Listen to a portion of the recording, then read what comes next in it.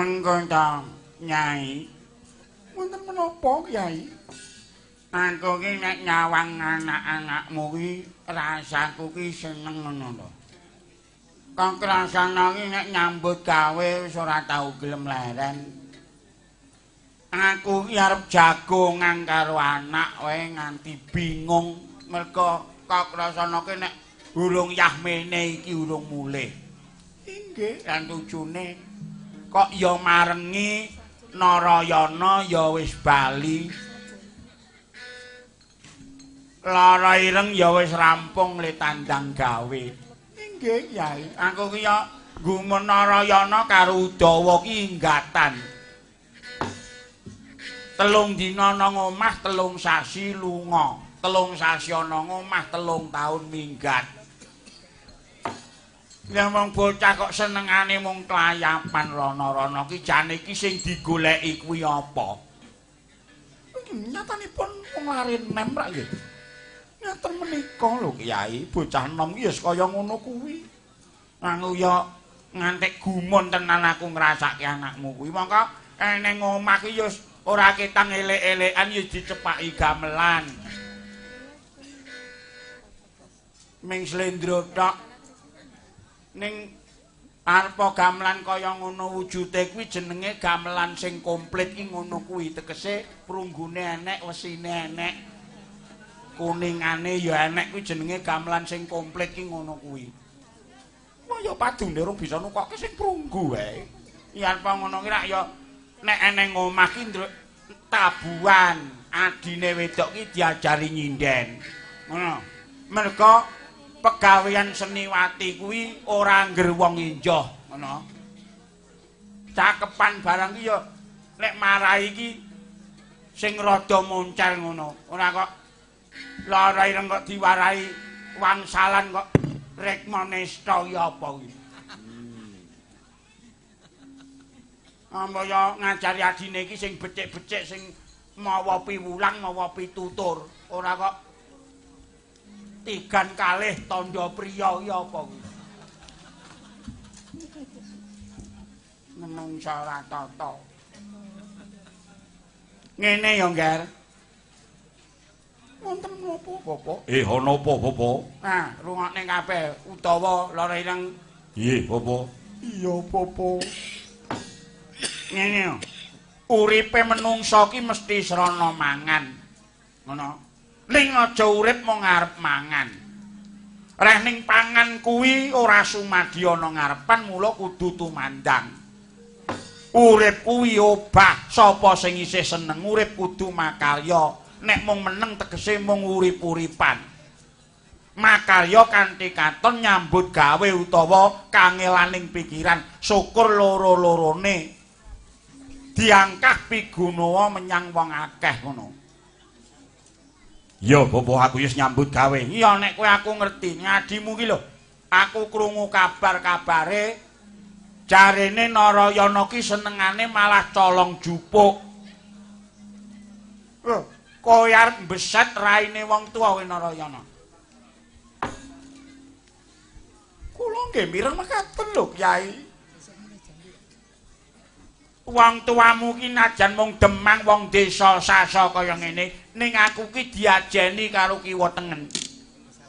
Merga tumindakku wiwit biyen mula jujur, aku ora tau seneng ngrusui menyang darbeke liyan, ngono. Mangka maling. Jenenge maling mudeng ora kowe? Maling kuwi nyolong wanci bengi kuwi jenenge maling. Nek nyolong barang ana njabane omah wanci awan kuwi jenenge mblurut. Nek nyolong Rajakaya wayah bengi kuwi jenenge mbarak. Nek nyolong Rajakaya wayah awan ana pangonan kuwi jenenge mbradat. Ngerti? Ya, Bapak. Narayana kuwi aja meneng wae.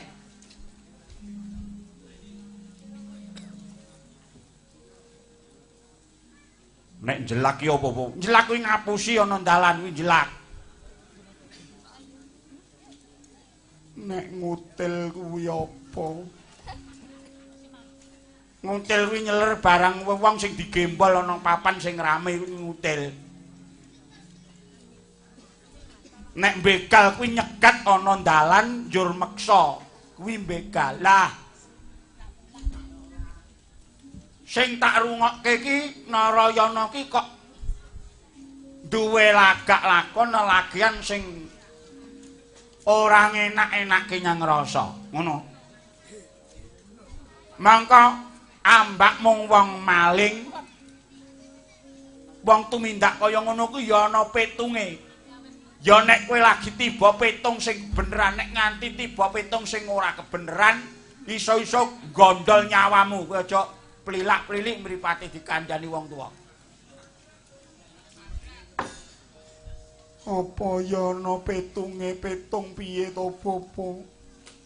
Petunge iki wong maling ki neptu dina sing arep dienggo maling dijumlah. Terus ditambahi neptune aksara sing arep dhewe saka jenenge desa sing arep dimalingi. Jumlahe terus dipara telu, nek ceples entek nggone maling mau entuk-entukan. Yen turah siji ora oleh, tur iso uga mati. Nek turah loro durung mesti entuk lan iso uga kecekel. Ngerti? Njur upamane piye, Bapak? Upamane maling ning dina Jumuah Legi ana desa Kajuran. Jumuah kuwi 6 to, Legi kuwi 5, 5 karo 6 11. Terus ditambahi neptune ngaksara Kajuran kuwi ko kuwi 5. Kok 5? Ana cara ko lho 5 to. Dadi 11 karo 5 16 dipara telu, turah siji tegese ora kasil. Ngono. Kowe aja ngawur.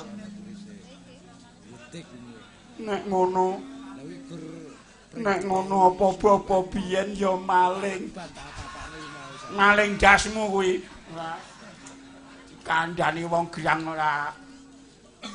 Narayana. Apa-apa? Kowe ngerti ora? Angger-angger urip sejati. Kowe semendhe menyang sing gawe urip, kudune piwulange wong tuwa ki mbok gugu, ngono.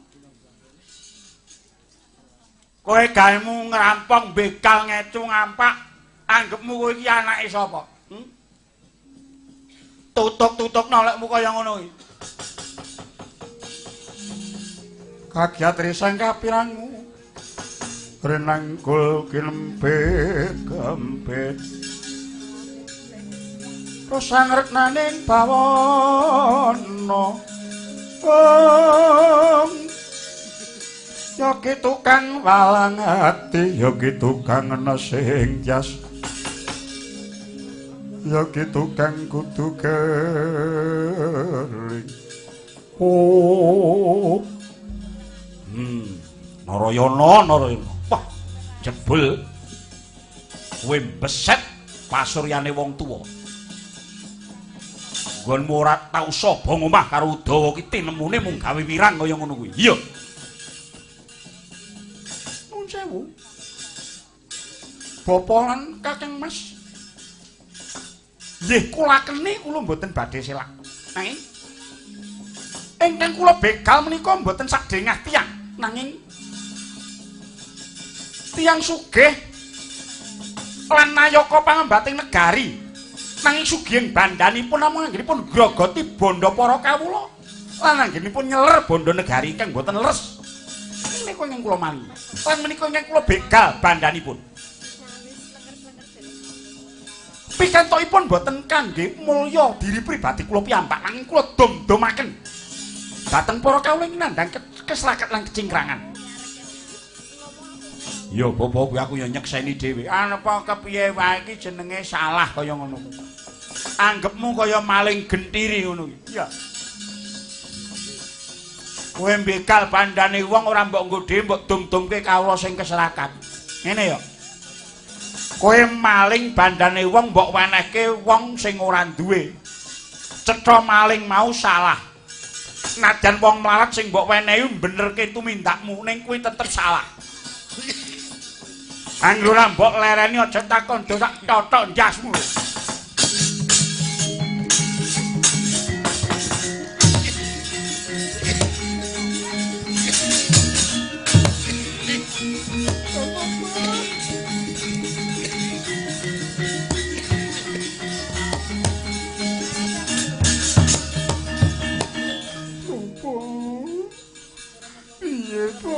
Kakang Narayana malah lunga meneh.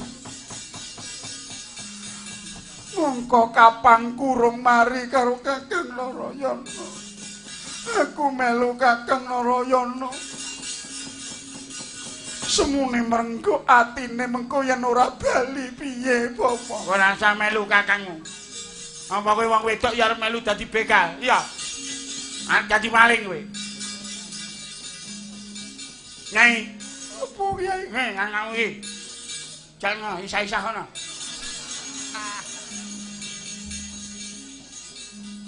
Aku tetep melu Kakang Narayana.